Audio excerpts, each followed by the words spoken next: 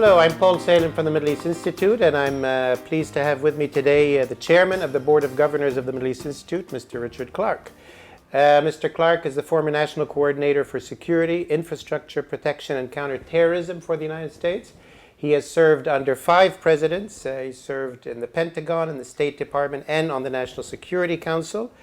As Special Assistant to the President for Global Affairs, Senior Director for Transnational Threats, National Coordinator for Counterterrorism, and Special Advisor to the President for Cybersecurity. He's also the author of numerous books and novels, the New York Times bestseller Against All Enemies, Inside America's War on Terror, a book called Cyber War, and one of his novels called Sting of the Drone. We're here today also on the occasion of the release of a special volume of the Annals of the American Academy of Political and Social Science. This special issue was curated, edited by Mr. Richard Clarke, titled The Middle East and Regional Transition, Terrorism and Countering Violent Extremism, What the Next President Will Face. So Dick, we're here today to hear your views on indeed what the next president will face from the White House this coming January in terms of threats relating to terrorism, what that might imply in terms of foreign policy, and what it might imply for homeland security. Well, Paul, thank you, first of all. We did a special edition of the Annals of the American Academy 8 years ago, asking the same question. What will the new American president face with regard to terrorism? And what's striking is the similarities and differences between those 2 volumes asking the same question 8 years apart. 8 years ago, we thought of terrorism as a unitary phenomenon. And we talked about technological approaches to dealing with it.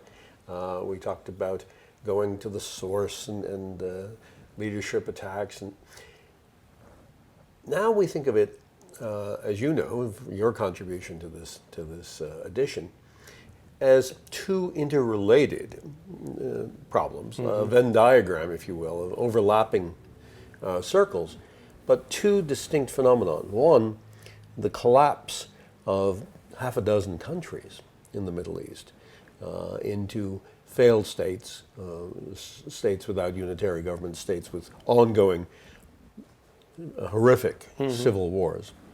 One problem. Another problem, the appeal of this extreme form of Salafi Islam, this distortion of Islam, that's having an appeal to individuals in the United States, individuals and groups in Europe, and obviously to a broad swath of people in the Middle East.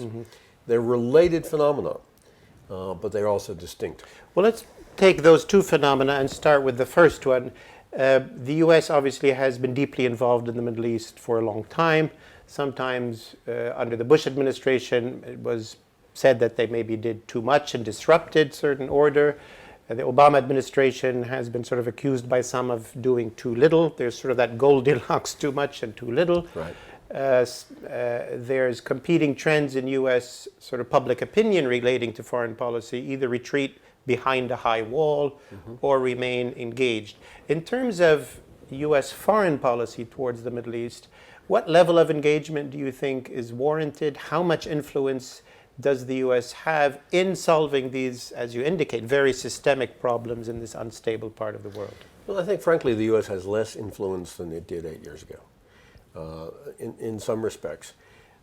In other respects, our image has improved in the Middle East, certainly after the passage of the Bush administration. But we have less influence in part because we haven't used it. And others have stepped in to fill the vacuum. Sort of use it or lose it in the sense Use it or lose it, and nature abhors the vacuum, right? So Russia has stepped in. The Iranians have stepped up. And that's limited American options. There come points in time where you either do something then, in that window of opportunity, or that window is permanently closed to you. And in the future, the options are less good. And I think that's what happened with regard to Syria. There was a moment, perhaps as long as a year or more, where the United States could have done something. And you can argue about how effective that would have been. But if we had done something, would the outcome have been as bad as what we have now because we didn't act? Not to decide is to decide. Not to act is an The action. decision, yes.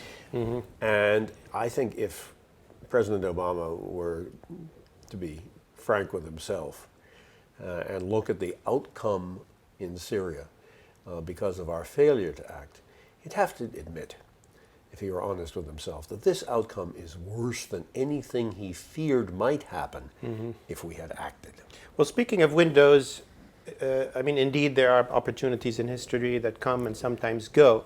Secretary Clinton, who maybe hopes to be the president, looks possibly on a good track to do so, is saying she still is considering a no-fly zone and other things in Syria. I don't want to get into the weeds at all in Syria, but if you would look at 2-3 things that the next president, whether it's Secretary Clinton or Donald Trump, needs to do in foreign policy towards the Middle East, what are the main headlines? Obviously, Syria is one of them.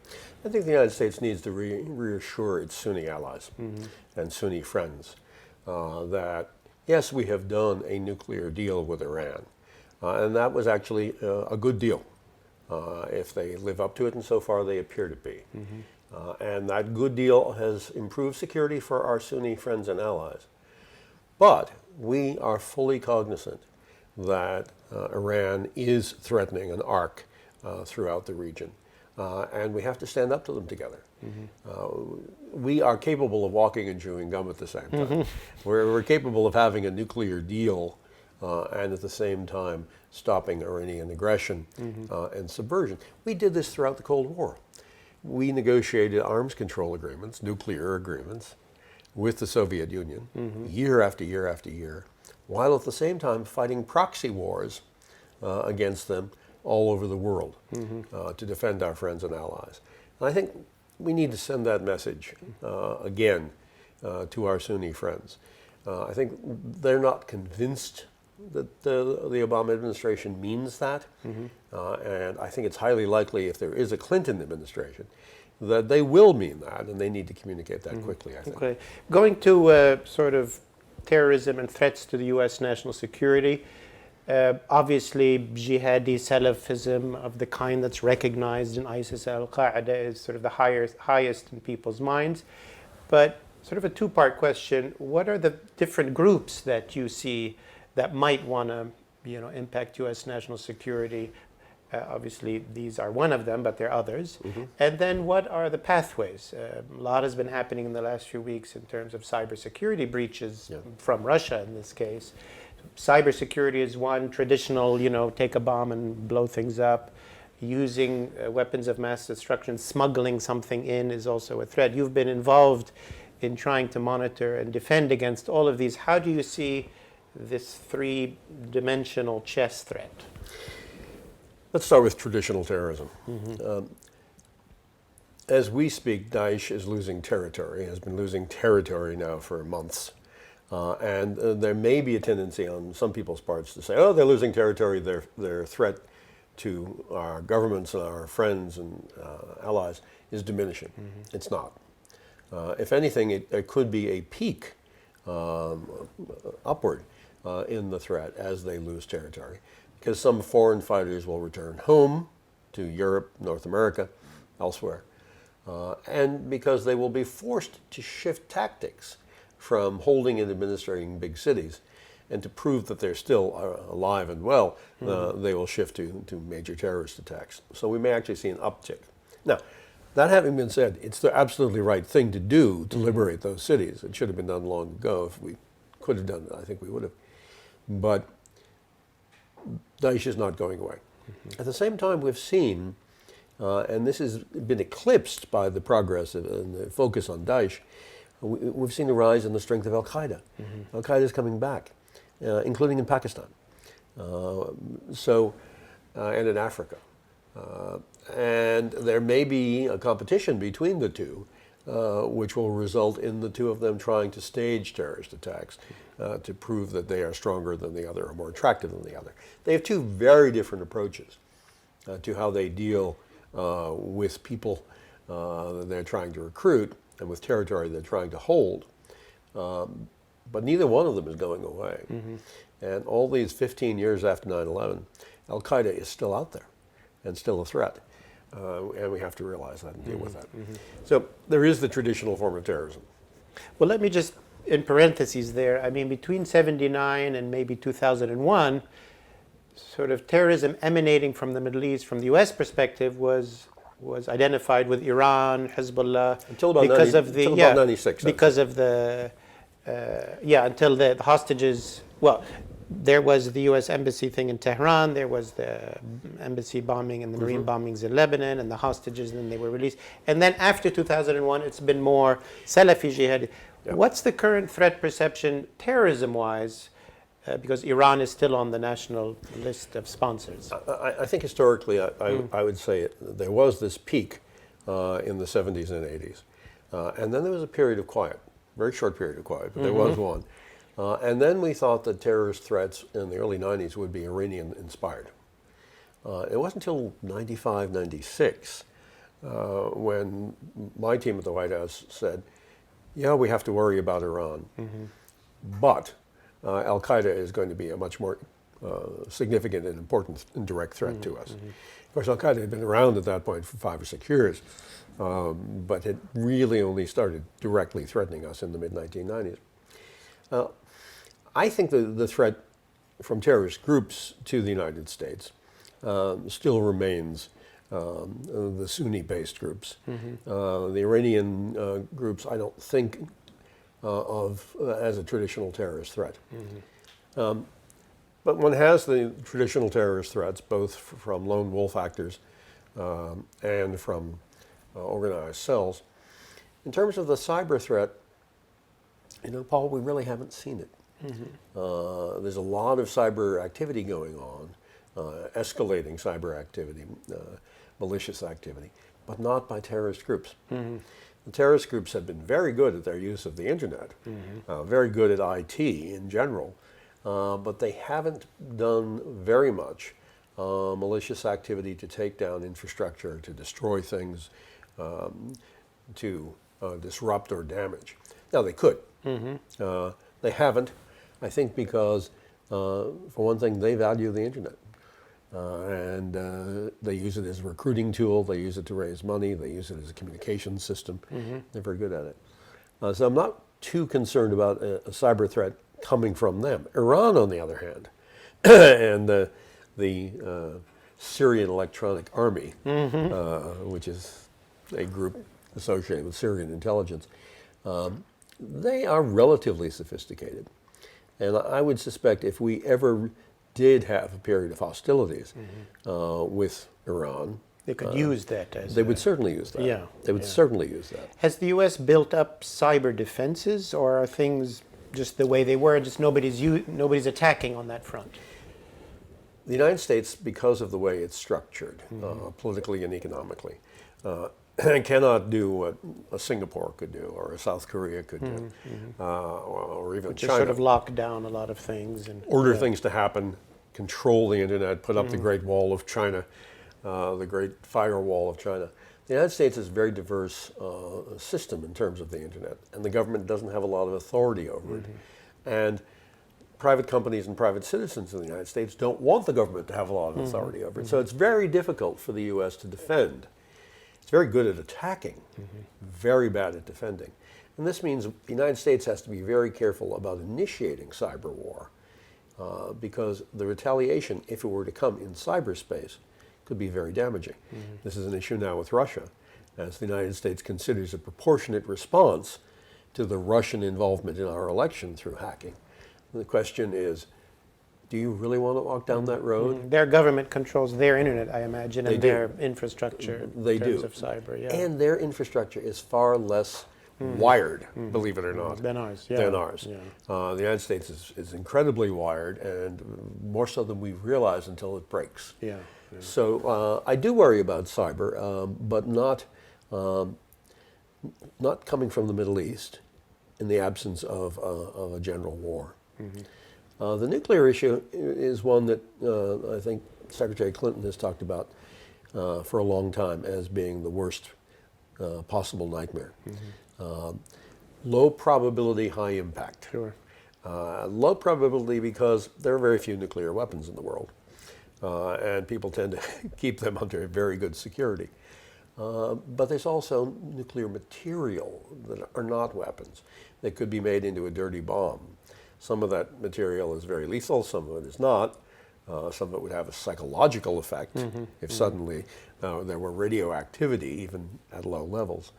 Other material is so radioactive that it would put ground off limits for hundreds of years. And Sort of like a Fukushima situation in Japan, but worse. Worse. Even if it were more localized. So the United States intelligence community has put a lot of emphasis on this. The president has had a whole series of head of state summits on nuclear security. Because of the tensions with Russia right now, that progress, that cooperation with Russia that was key on plutonium destruction has broken down, at least temporarily. But yeah, certainly anything involving a nuclear-related terrorism event is something that would be quite horrific, and it's something that has gotten a lot of attention, a lot of focus beneath the radar. Let me talk about the other section of your concerns and in the volume of the Annals, which will look something like this. It should be out in the next few days. And that is the issue of countering violent extremism, meaning dealing with communities and to avoid people getting radicalized in the first place. Maybe Europe has a much more acute problem than the US does, but the US has had problems with lone wolves who are Americans born in the US and so on. How do you see progress on countering violent extremism, working with communities in the US? There are isolated pockets where people are doing good work. There are isolated pockets where there are programs that seem to be doing what we would hope they're doing. It's hard to have metrics for them. It's hard to say, is it successful? Because you don't know what hasn't happened. A good CVE program, a program of countering violent extremism in the community, will mean that things don't happen. So we think we know what good programs are, but we don't have the data to prove it. But they tend to be isolated pockets in the United States and in Europe and the Middle East. I think the thing about the CVE community is it's not a community as much as it should be. Different groups doing, attempting different things. And not communicating with each other enough, not learning from each other enough, not getting funding. What is the essence of those programs, or some of them in the U.S.? Is it policing? Is it community relations? It's more community relations with policing in the background. The police want to reach out to all ethnic groups and say, we're your friend, we're here to help you, as they are. And if you see something or if you have a problem with what we're doing, if you have a problem with what we're doing, please come to us. So it's more police community relations than anything else, which is always a good idea and the best way to do policing. But the countering violent extremism thing that is on top of that is a frank and open discussion of ideology and a frank and open discussion of religion.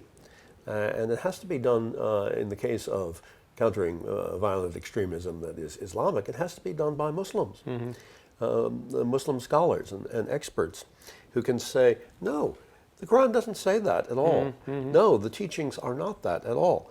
Because, as you know, what Daesh is doing, and even Al-Qaeda to a lesser degree, is a distortion. And it's happened in other societies. There was an event in the 16th century Germany I was reading about over the weekend. A group of radical Anabaptists took over Munster, slaughtered most of the people, and set up their own sort of religious state. And an alliance had to come in and take them out of Munster, Germany in 1534. So things like that happen. Things they happen a lot. Things like that happen throughout Europe in the Christian era all the time. There were these sort of radical pockets that would pop up. And particularly people in their teens and 20s are open to ideas, and they're open to intellectual discussion, and they want to make the world better, and they see how bad it is, and they see the problems that exist, and they look for answers. And if someone doesn't come in with an answer to counter the false ideology, the false religion of Daesh, they'll be drawn to that. Sure. So you can't balance Daesh with nothing. And you can't just say, well, they're wrong about the Quran. You have to say, there's this other ideology that promises a road ahead that is just and fair, and it promises progress, and it will address your concerns. It will make the world better. I don't see that. I don't see it being taught in Europe or the United States, and I really don't see it being taught in the Middle East. There are successful countries, obviously, in the Middle East. But what do we say? There is the religion of Dubai, there is the Dubai model. Perhaps we should talk about the Dubai model or something like that as being another way of making the world better. But it has to be better in terms of what they want as well. And also for those who are religious, within their religious culture, ideology and their culture. culture. Yeah. Well, let's end with, again, going back to the next president. And in terms of homeland security, both CVE and sort of other hard things that can be done. Obviously, the George W. Bush administration started, that homeland security. Estimates that more than $1 trillion have been spent since 9/11. The Obama administration sort of continued. In the next administration, let's assume it's Secretary Clinton, is it simply keep doing what's being done on the hard security, or something additional or different? And in terms of CVE, you say it's pockets and it's somewhat disjointed. Has the federal government or this administration considered sort of ramping it up and supporting it, or should that be part of the next president's considerations? I think the Obama administration has done some things to attempt to ramp it up and stimulate the CVE programs in the United States and in Europe and elsewhere. Hasn't done enough. Needs to give it energy, needs to give it emphasis. In terms of the security programs in the United States, you have to admit they've been successful, at least as measured by the number of terrorist attacks in the United States. One wonders, however, if a lot of the money that was spent was wasted. Certainly some of it was. Yeah. And I would like to see the Secretary, as she becomes president, have the courage to say, let's redirect some of that money. It takes a lot of courage to take money away from a homeland security program, because then if you have a terrorist attack, you're blamed. Vulnerable. Yeah. You're blamed. But there's pork there, there's waste. And I would like to see a thorough review of the homeland security spending and move it into areas that make more sense. Okay. Well, thank you for being with us, Dick, today, and thank you for following. I'm Paul Salem from the Middle East Institute. Mr. Richard Clark was with us, the chairman of the Board of Governors of the Middle East Institute, and somebody who's served for 30 years in high positions in the Pentagon, State Department, and the White House. Thank you for being with us, and we'll see you in the next webcast.